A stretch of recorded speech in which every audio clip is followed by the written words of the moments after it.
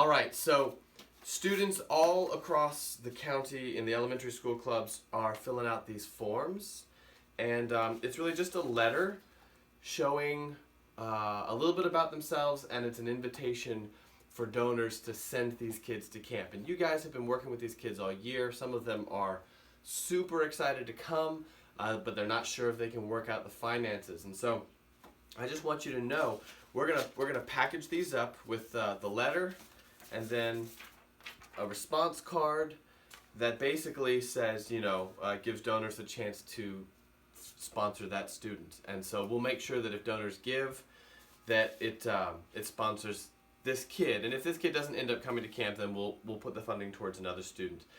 Donors will get a nice little handwritten letter from the child that they sponsored. Anyway, but I want to say specifically, nobody knows these kids better than you. You have worked with them, you know their names, you know their life, you know their background, you know whether or not they can make the payment to come to camp, you know whether or not they even have a ride. And I would just ask you to start praying about who and how you can advocate for these kids. So we're going to package these up, and let's say that one student filled this out. If you are able to advocate for this student, maybe you can put this letter in somebody's hand, or take it to your Sunday school class, or take it to your cousin or your sister, or you personally take on the joy of funding this one child and sending them to camp. Be praying about how you can advocate or personally support these students. And it goes beyond that. Maybe it's not just a funding issue. Maybe there's one kid in your group that would love to come, but they need a ride. So pray about how you can order your week so that you can come and pick up one kid before school and drop them off at camp, and then pick them up, not before school, but before work.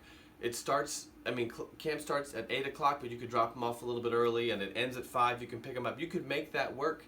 And then let me explain the funding. You guys know we're doing half price. If kids say 10 verses, they come for $50. And I know that you want to help make that happen. So maybe a kid says, I can't even pay $50, and you might be willing to pay $50. And so I just want to explain, if you pay $50 to sponsor a kid, that's still just that's a half sponsorship.